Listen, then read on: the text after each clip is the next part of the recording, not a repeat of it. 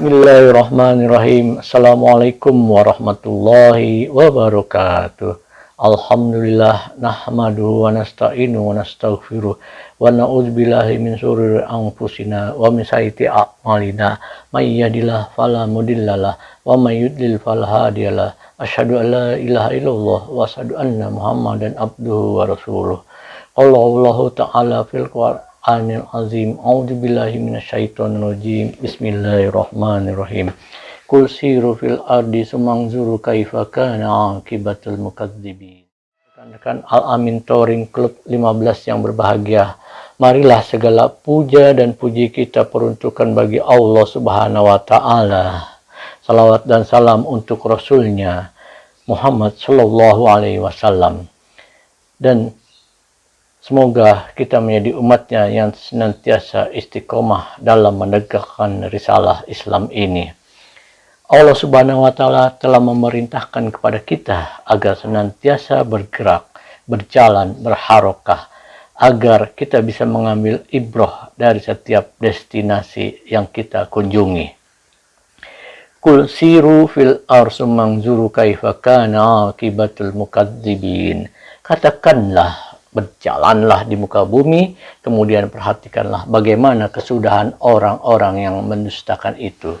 Quran surat Al-An'am surat ke-6 ayat 11. Sahabatku, teman-temanku, rekan-rekan Al-Amin Touring Club yang berbahagia, alhamdulillah kita telah sampai dengan selamat di Waduk Sermo ini setelah menempuh perjalanan sekitar 2 jam. Teman Aiman Channel rahimakumullah, dulu kalau pelatihan jurnalistik saya sering bertanya kepada peserta pelatihan, apa yang kamu lihat sejak dari rumah hingga ke ruang pelatihan ini? Adakah yang layak diangkat menjadi berita? Nah, sekarang apa yang antum peserta Touring ATC 15 ini lihat? Sejak dari base camp kita di Masjid Al-Amin, nah, hingga ke Waduk Sermo ini, saya melihat di alun-alun Magelang ada patung Pangeran Diponegoro, lengkap dengan sorban dan jubah putihnya. Mengapa ya tentara-tentara kita memasang patung itu di markasnya? Kedua, saya melihat memasuki Borobudur, ada bapak-bapak yang cacat kakinya, dia menggunakan motor modifikasi roda 3. Beliau rekreasi bersama keluarga. Dalam hati saya bergumam, ternyata kebahagiaan rekreasi bukan milik orang bermobil saja. Ketiga, ada tulisan-tulisan di belakang truk yang menggelitik, seperti penak zamanku toh. Dan tentu saja ada Waduk Sermo peninggalan Pak Harto ini. Jadi ada jejak peradaban di Borobudur dan ada jejak Soeharto di Waduk Sermo ini. Itulah paling tidak makna dari fangzuru kaifa kana akibatul mukadzibin. Kita diperintahkan untuk iqra, untuk perhatikan, membaca lebih luas lagi tentang peradaban-peradaban manusia, sejarah milik penguasa. Seperti Waduk Sermo dengan Soehartonya dulu dipuja-puji sebagai bapak pembangunan.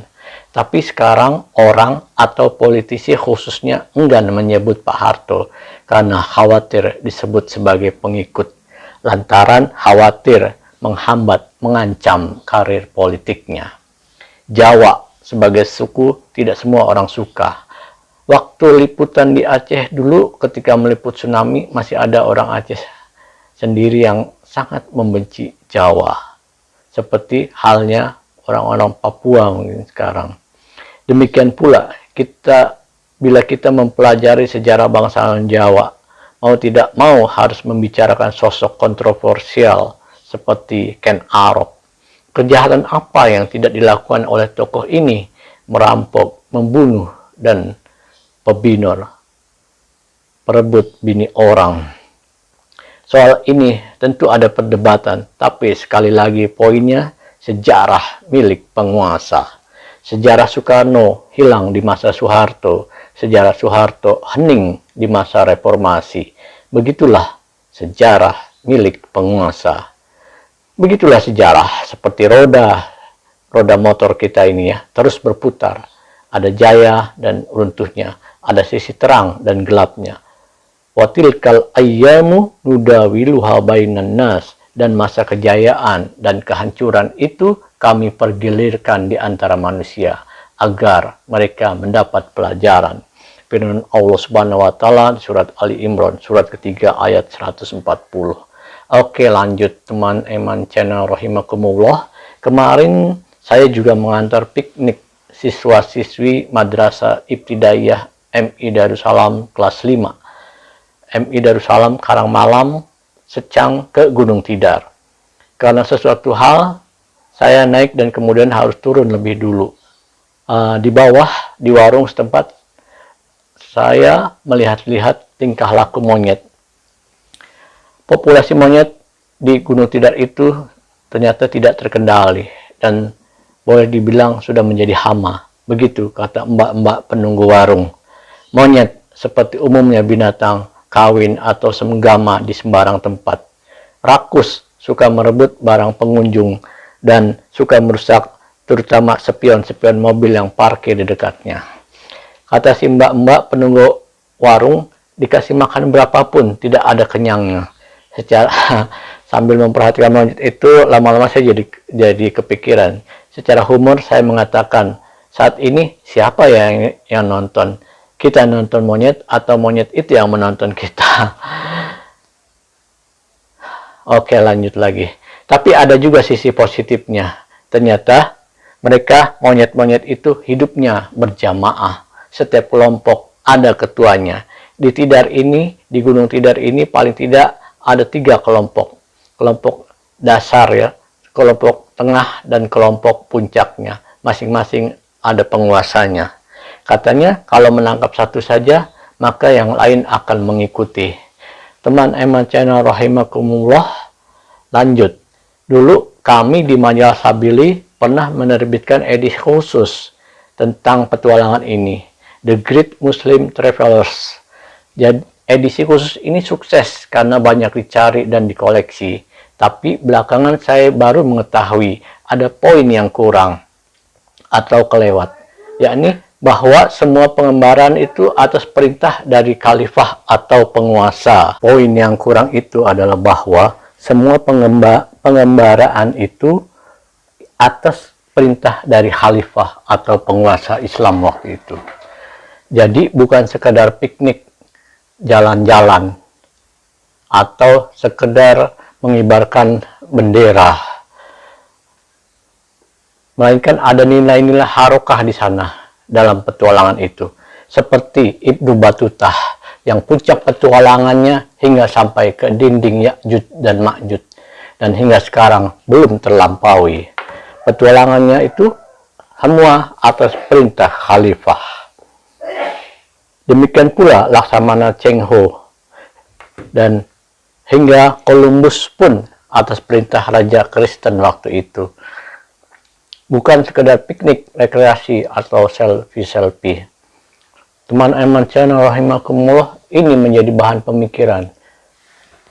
Seperti lebaran nanti dan lebaran-lebaran sebelumnya, pernah terjadi kemacetan. Lihatlah mobil-mobil di jalan tol sepanjang Bekasi Cikampek saja. Coba saja perhatikan, tidak ada satupun mobil buatan Indonesia.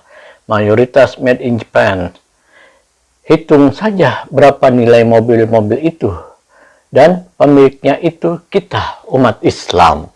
Betapa potensi umat ini luar biasa. Mungkin negara sebesar Jepang akan limbung bila Indonesia menyetop beli mobilnya.